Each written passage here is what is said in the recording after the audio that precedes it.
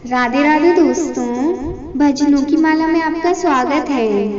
कामदेव के नामों का निर्देश, उसका रति के साथ विवाह तथा कुमारी संध्या का चरित्र, वशिष्ठ मुनि का चंद्रभाग पर्वत पर उसको तपस्या की विधि बताना। ब्रह्मा जी कहते हैं, मुनि, तदंतर मेरे अभिप्राय को जानने वाले मरीचि आदि मेरे पुत्र सभी मुनियों ने उस पुरुष का उचित नाम रखा।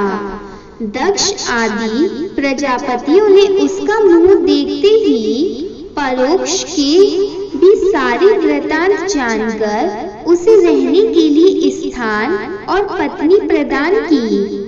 मेरे पुत्र मरीचि आदि द्विजों ने उस पुरुष के नाम निश्चित करके उससे यह युक्तियुक्त बात कही। ऋषि बोले, तुम जन्म लेते ही हमारे मन को भी मथने लगे हो, इसलिए लोक में मनमत नाम से विख्यात होगे। मनोभव, तीनों लोकों में तुम इच्छानुसार रूप धारण करने वाले हो। तुम्हारे समान सुंदर दूसरा कोई नहीं है। अतः काम रूप होने के कारण तुम काम नाम से भी विख्यात हो। लोगों को मदमत बना देने के कारण तुम्हारा एक नाम मदन होगा। तुम बड़े दर्प से उत्पन्न हो, इसलिए दर्पक कहलाओगे। और सदर्प होने के कारण ही जगत में कंदर्प नाम से भी तुम्हारी ख्याति होगी। समस्त देवताओं का सम्मिलित बल पराक्रम भी तुम्हारे समान नहीं होगा। अतः सभी स्थानों पर तुम्हारा अधिकार होगा और तुम सर्वव्यापी होगे। जो आदि प्रजापति हैं, वे ही ये पुरुषों से श्रेष्ठ दक्ष तुम्हारी इच्छा के अनुरूप पत्नी स्वयं देंगे। वह तुम्हारी कामिनी, तुमसे अनुराग रखने वाली होगी। ब्रह्मा जी ने कहा, मुनि, तदंतर मैं वहां से अदृश्य हो गया। इसके बाद दक्ष मेरी बात का स्मरण करके कंदर्प से बोले, कामदेव, मेरे शरीर से उत्पन्न हुई मेरी यह कन्या सुंदर रूप और उत्तम गुणों से सुशोभित है। इसे तुम अपनी पत्नी बनाने के लिए ग्रहण करो। यह गुणों की दृष्टि से सर्वथा तुम्हारे योग्य है। महातेजस्वी मनोभव, यह सदा तुम्हारे साथ रहने वाली और तुम्हारी रुचि के अनुसार चलने वाली होगी। धर्मतः, यह सदा तुम्हारे अधीन रहेगी। ऐसा कहकर दक्ष ने अपने शरीर के पसीने से प्रकट हुई उस कन्या का नाम रति रखकर उसे अपने आगे बिठाया और कंदर्प को संकल्प पूर्वक सौंप दिया। नारद, दक्ष की वह पुत्री रति बड़ी रमणीय और मुनियों के मन को भी मोह लेने वाली थी। उसके साथ विवाह करके कामदेव को भी बड़ी प्रसन्नता हुई। अपनी रति नामक सुंदरी स्त्री को देखकर उसके हाव भाव आदि से अनुरंजित हो कामदेव मोहित हो गया। तात उस समय बड़ा भारी उत्सव होने लगा, जो सबके सुख को बढ़ाने वाला था। प्रजापति दक्ष इस बात को सोचकर बड़े प्रसन्न थे कि मेरी पुत्री इस विवाह से सुखी है। कामदेव को भी बड़ा सुख मिला, उसके सारे दुख दूर हो गए। दक्ष कन्या रति भी कामदेव को पाकर बहुत प्रसन्न हुई।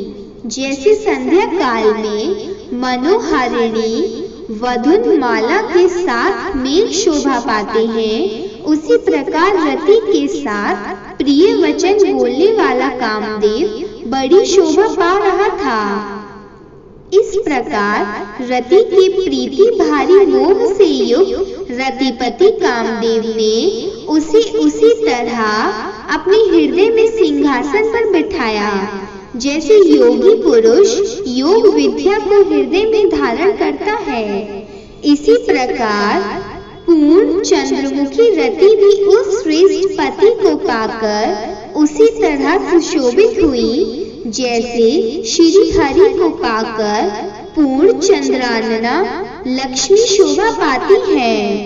सूत जी कहते हैं, ब्रह्मा जी का यह कथन सुनकर मुनि श्रेष्ठ नारद मन ही मन बड़े प्रसन्न हुए और भगवान शंकर का स्मरण करके हर्ष पूर्वक बोले, महाभाग विष्णु शिष्य महामते विधांत, आपने चंद्रमौली शिव की यह अद्भुत लीला कही है।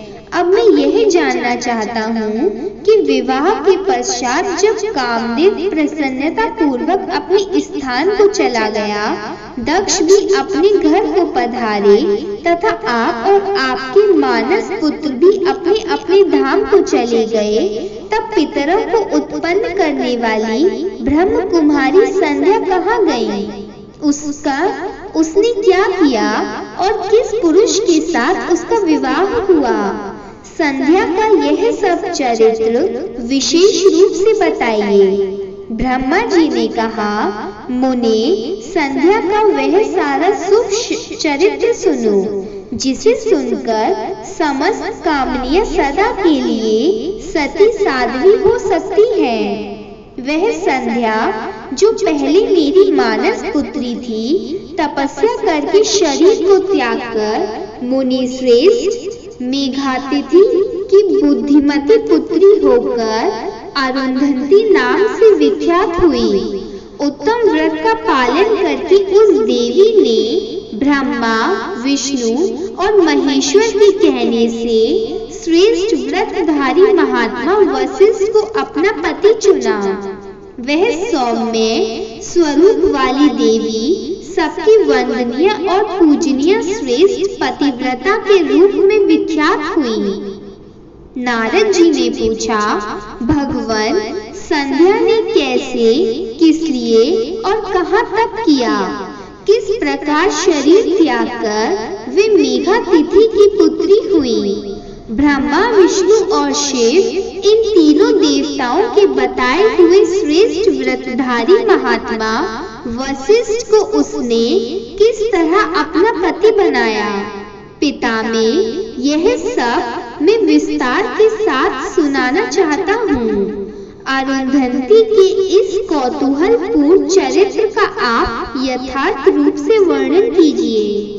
ब्रह्मा जी ने कहा, मुने, संध्या के मन में एक बार सकाम भाव आ गया था, इसलिए उस साध्वी ने यह निश्चय किया कि वैदिक मार्ग के अनुसार मैं अग्नि में अपने इस शरीर की आहुति दे दूंगी। आज से इस भूतल पर कोई भी देहधारी उत्पन्न होते ही काम भाव से युक्त न हो, इसके लिए मैं कठोर तपस्या करके मर्यादा स्थापित करूंगी। तरुणावस्था से पूर्व किसी पर भी काम का प्रभाव नहीं पड़ेगा, ऐसी सीमा निर्धारित करूंगी। इसके बाद इस जीवन को त्याग दूंगी। मन ही मन ऐसा विचार करके संध्या चंद्रभाग नामक उस श्रेष्ठ पर्वत पर चली गई, जहाँ से चंद्रभागा नदी के प्रादुर्भाव हुआ है। मन में तपस्या का दृढ़ निश्चय ले संध्या को श्रेष्ठ पर्वत पर गई हुई जान मैंने अपने समीप बैठे हुए वेद वेदांगनाओं से पारंगत विद्वान, सर्वज्ञ, जितात्मा एवं ज्ञान योगी पुत्र वशिष्ठ से कहा, बेटा वशिष्ठ, मानस्वनी संध्या तपस्या की अभिलाषा से चंद्रभाग नामक पर्वत पर गई है। तुम जाओ और उसे विधि पूर्वक दीक्षा दो। तात वह तपस्या के भाव को नहीं जानती है, इसलिए जिस तरह तुम्हारी यथोचित उपदेश से उसे अभिष्ट लक्ष्य की प्राप्ति हो सके, वैसा प्रयत्न करो। नारद, मैंने दया पूर्वक जब वशिष्ठ को इस प्रकार आज्ञा दी, तब वे जो आज्ञा कहकर एक तेजस्वी ब्रह्मचारी के रूप में संध्या के पास गए। चंद्रभाग पर्वत पर एक देव सरोवर है जो जलाशयोचित गुणों से परिपूर्ण हो मानसरोवर के समान शोभा पाता है। वशिष्ठ ने उस सरोवर को देखा और उसके तट पर बैठी हुई संध्या पर भी दृष्टिपात किया।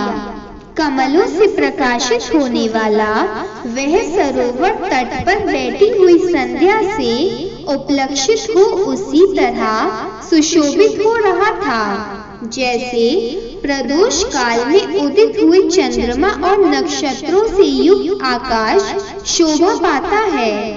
सुंदर भाव वाली संध्या को वहां बैठी देख मुनि ने कौतूहल पूर्वक उस ब्रह्मलोहित नाम वाले सरोवर को अच्छी तरह देखा। उसी प्रकार भूत पर्वत के शिखर से दक्षिण समुद्र की ओर जाती हुई चंद्रभागा नदी का भी उन्होंने दर्शन किया। जैसे गंगा हिमालय से निकलकर समुद्र की ओर जाती है, उसी प्रकार चंद्रभाग के पश्चिम शिखर का भेदन करके वह नदी समुद्र की ओर जा रही थी। उस चंद्रभाग पर्वत पर ब्रह्मलोहित सरोवर के किनारे बैठी हुई संध्या को देखकर वशिष्ठ जी ने आदर पूर्वक पूछा। वशिष्ठ जी बोले, भद्रे, तुम इस निर्जन पर्वत पर किस लिए आई हो? किसकी पुत्री हो और तुमने यहाँ क्या करने का विचार किया है? ये सब सुनना चाहता हूँ। यदि छिपाने योग्य बात ना हो तो बताओ। महात्मा वशिष्ठ की यह बात सुनकर संध्या ने उस महात्मा की ओर देखा। वे अपनी तेज से प्रज्वलित अग्नि के समान प्रकाशित हो रहे थे। उन्हें देखकर ऐसा जान पड़ता था मानो ब्रह्मचर्य देह धारण करके आ गया हो। वे मस्तक पर जटा धारण किए बड़ी शोभा पा रहे थे। संध्या ने उन तपोधन को आदर पूर्वक प्रणाम करके कहा। संध्या बोली, ब्राह्मण, मैं ब्रह्मा जी की पुत्री हूँ। मेरा नाम संध्या है और मैं तपस्या करने के लिए इस निर्जन पर्वत पर आई हूँ। यदि मुझे उपदेश देना आपको उचित जान पड़े तो आप मुझे तपस्या की विधि बताइए। मैं यही करना चाहती हूँ। दूसरी कोई भी गोपनीय बात नहीं है। मैं तपस्या के भाव को, उसके करने के नियमों को बिना जाने ही तपोवन में आ गई हूँ। इसलिए चिंता से सूखी जा रही हूँ और मेरा हृदय कांपता है। संध्या की बात सुनकर ब्रह्मवेत्ताओं में श्रेष्ठ वशिष्ठ जी ने, जो स्वयं सारे कार्यों के ज्ञाता थे, उससे दूसरी कोई बात नहीं पूछी। वे मन ही मन तपस्या का निश्चय कर चुकी थी और उसके लिए अत्यंत उद्यमशील थी। उस समय वशिष्ठ ने मन से भक्तवत्सल भगवान शंकर का स्मरण करके इस प्रकार कहा। वशिष्ठ जी बोले, शुभानने, जो सबके महान और उत्कृष्ट तेज हैं, जो उत्तम और महान तप हैं, तथा जो सबके परमाध्य परमात्मा हैं, उन भगवान शंभु को तुम हृदय में धारण करो, जो अकेले ही धर्म, अर्थ, काम और मोक्ष के अधिकरण हैं। उन त्रिलोकी की अधिष्ठाता अद्वितीय पुरुषोत्तम शिव का भजन करो। आगे बताए जाने वाले मंत्र से देवेश्वर शंभु की आराधना करो, उससे तुम्हें सब कुछ मिल जाएगा, इसमें संशय नहीं है। ओम नमः शंकराय ओम। इस मंत्र का निरंतर जप करते हुए मौन तपस्या आरंभ करो और जो मैं नियम बताता हूँ उसे सुनो। तुम्हें मौन रहकर ही स्नान करना होगा। मौनालंबन पूर्वक ही महादेव जी की पूजा करनी होगी। प्रथम 2 बार छठे समय में तुम केवल जल का पूर्ण आहार कर सकती हो। जब तीसरी बार छठा समय आए तब केवल उपवास किया करो। इस तरह तपस्या की समाप्ति तक छठे काल में जलाहार एवं उपवास की क्रिया होती रहेगी। देवी, इस प्रकार की जाने वाली मौन तपस्या ब्रह्मचर्य का फल देने वाली तथा संपूर्ण अभिष्ट मनोरथों को पूर्ण करने वाली होती है। यह सत्य है, इसमें संशय नहीं है। अपने चित्त में ऐसा शुभ उपदेश लेकर इच्छानुसार शंकर जी का चिंतन करो। वे प्रसन्न होने पर तुम्हें अवश्य ही अभीष्ट फल प्रदान करेंगे। इस तरह संध्या को तपस्या करने की विधि का उपदेश दे मुनिवर वशिष्ठ यथोचित रूप से उससे विदा ले वहीं अंतर्ध्यान हो गए।